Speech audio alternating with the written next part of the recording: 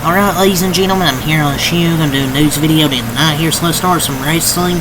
So, officially announced today, the 2025 WWE Hall of Fame first inductee is Paul Triple H Levesque in the Hall of Fame. Yeah, man, 14-time champion. He's main event WrestleMania 7 times. He's won the tag champion. He's won the Royal Rumble twice. King of the Ring winner, 5-time Intercontinental champion. It's about damn time he's finally in the Hall of Fame. So, Triple H is the first, first inductee, And the announcement from Shawn Michaels and the Undertaker.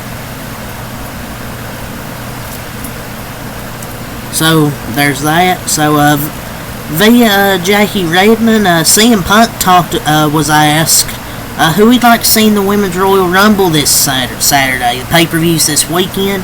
Well, he said, end quote, there's a big one I'm not going to say because I'm going to get in trouble. A lot of people are just getting their hopes up.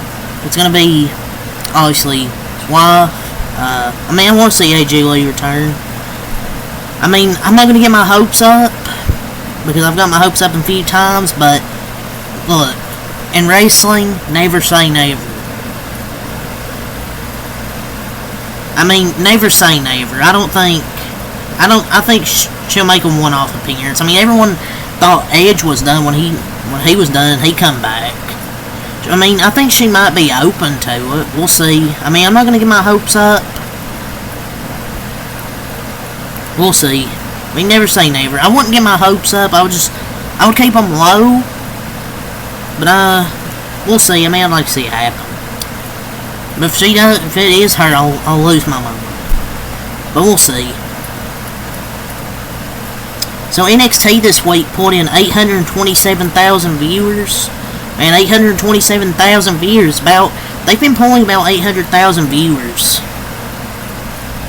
And they've been doing much better than the other show, AEW Dynamite, on a smaller network. They've lapped Dynamite every week. It's more than good. It's somewhere from the mid 600s to the low 7,000s, but it keeps getting up as of late, and that's pretty good for a developmental show. It's better than AEW's A show. It's like 600K or worse. I'm not just hating. That's the truth. The rating side. They're there, pal.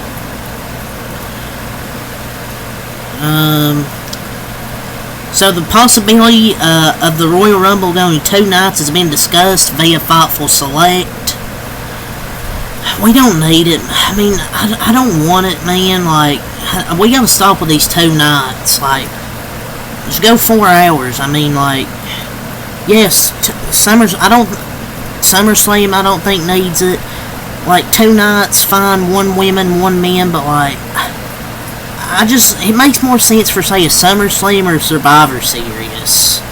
Because you're going to only have 4 matches, so, what's the point of having 2 nights for the Royal Rumble? They're kind of just forcing this 2-night shit on us, yeah, it's more wrestling, but, we don't need 2 nights for every single paper. Tommy! Triple H is going to headline the Hall of Fame class, so Triple H is going to be headlining this Hall of Fame class. I'm sure there'll be others. Nikki Bella feels that she's still got it with regards to an in-ring return. I don't know. We'll see. I don't think she'll be the most talented. So, Mandy Rose, a former WWE talent, says that Women's Champion Tiffany Stratton used her slogan on SmackDown weeks ago. That line being referred to, put some respect on my name. Said she basically said that bitch stole my line or something. I don't think that's pretty sure that's been said before then. I'm pretty sure it was said before then by some dude by Birdman, and he was on the DJ Envy and Charmaine or something like that. It's been said before, so I don't think it's a freaking slogan. Be for real, man. I've heard non-wrestling athletes say this before. It's a general statement, for years. People have used that in sports, like NFL, NBA. Put some respect on my name. So, you're not the first one to use that. So, regarding WWE Clash, the Clash, Lord, I'm sorry, ladies and gentlemen, I'm tired here. So, WWE Clash in the Paris will take place on Sunday, August 31st, 2025, live from Paris La Défense Arena in France. The crowd alone will be amazing. It's going to be on a Sunday. So, there's that.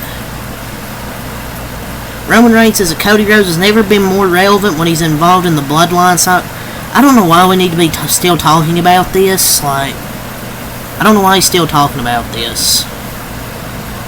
So, apparently, both ISHO Speed and Kai Cenat will be at the Royal Rumble this week. Oh man, they're going to both enter the Royal Rumble. I mean, it'd be a waste of 2 spots. I really hope this doesn't happen, to be honest, but you never know.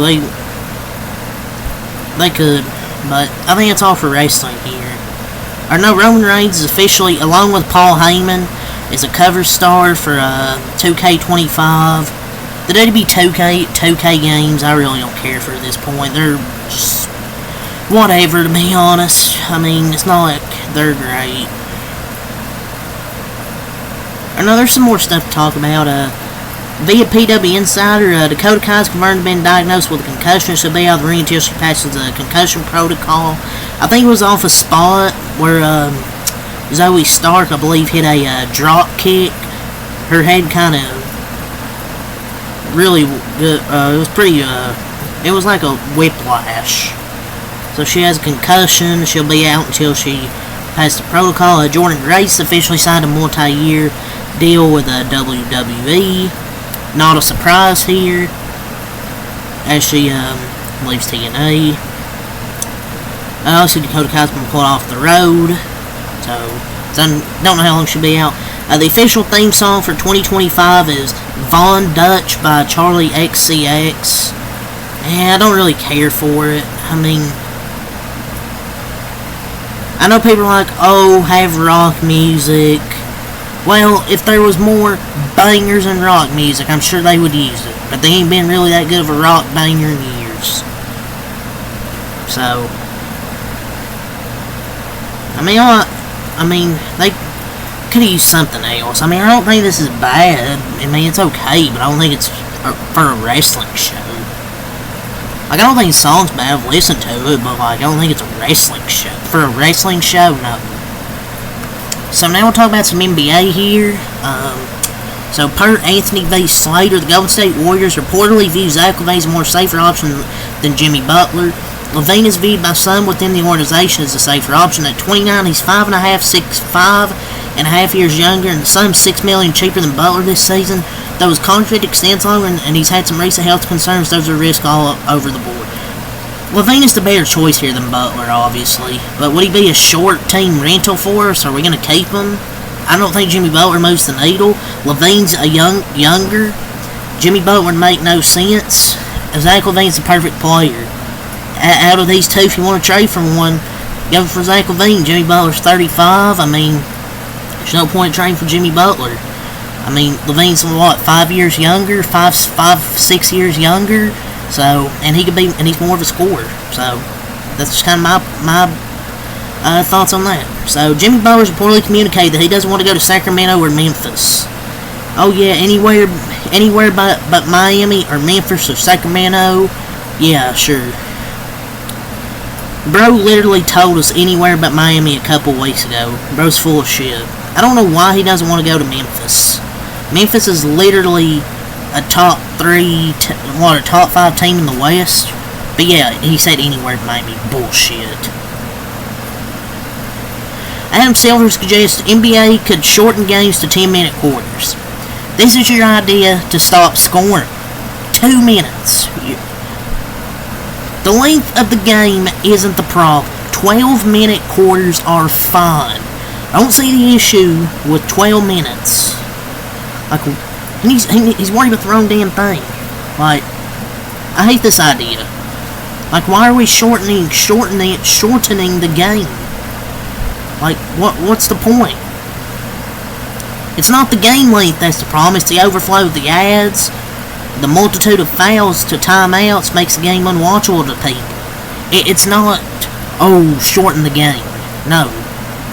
That would be terrible idea. So per HP Basketball, the Chicago Bulls reportedly rejected a Nikola Vucevic for Clint Capella swap.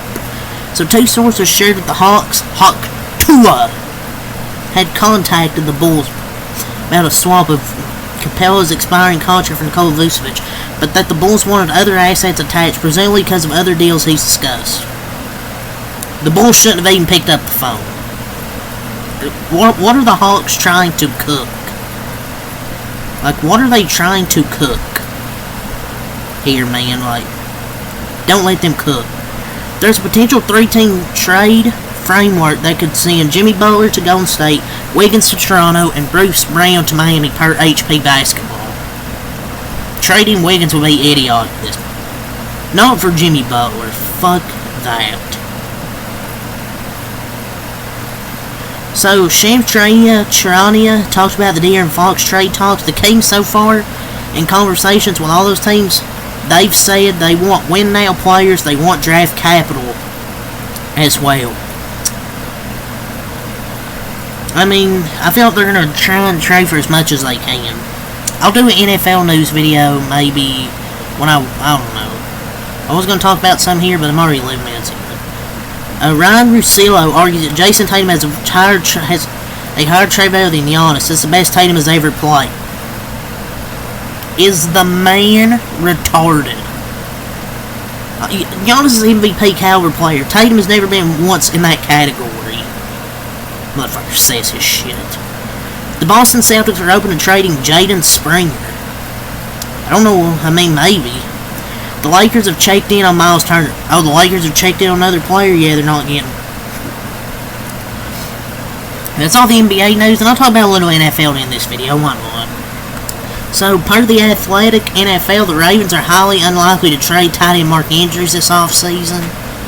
I can see Likely taking a bigger role in the offense next season. I think Likely's the better option. So, per your report, Matthew Stafford plans to play in 2025, but a situation with the Rams is still up in the air per rap sheet. So, we'll see. So, the Jets are hiring Steve Wilkes as their new defensive coordinator per Schultz report. So, the Steve Wilkes as their new defensive coordinator. They're building a solid coaching staff over there. I'm worried about the offensive coordinator, though. But, hey, I mean, they're kind of cooking, man. We'll see how their coaching staff does. Per report, Alabama QB Jalen Milroe had conversations with Dolphins this week about their backup quarterback position. Being the backup means you can start most of the season. This dude's draft stock is fucking plummeted. Being the backup means you'll probably play because two will probably get hurt. So, Jameis Winston will join Fox Sports Digital as a correspondent for the Super Bowl week in New Orleans. Oh boy, Jameis Winston must watch TV.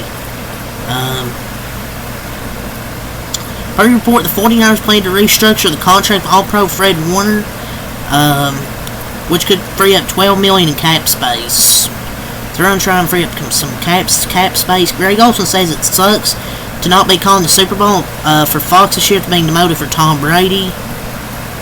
I mean, I think Greg Olsen's probably the better commentator of the two, but I mean, anybody would say that. Josh Sweat is expected to be one of the top free agents available if the Eagles can't work out a deal with him before free agency begins. I think the Eagles wouldn't regret letting him go. The Bears could be a team to watch for interior offensive lineman Trey Smith, the Chiefs star in free agency. I mean, they can use a boost to their offensive line. The Bengals will resume contract discussions with superstar wide receiver Jamar Chase now that the season is over. The Bills have not ruled out re-signing Amari Cooper. Raiders head coach Pete Carroll says it's way too early to talk about Russell Wilson potentially joining the team. I feel like he'll join the team, though, at some point. When? I don't know, but we'll just have to see. The Raiders have re-signed Patrick Graham as their defensive coordinator. His contract expired. Had some head coaching chances, but didn't get one, and he'll be back as the defensive coordinator for the Raiders. The Bears are hiring former Jaguars offensive coordinator Press Taylor's their pass game coordinator. Scott Cohen has accepted a full-time role with the Titans as the director of football strategy. Cowboys have hired Dave Borgonzi as their linebackers coach, Aaron White Cotton as their defensive line coach, and Audrey Curse as their pass game coordinator. Commander's assistant QB coach David Blows has requests from Jackson Jaguars. If your QB coach is all, say peace.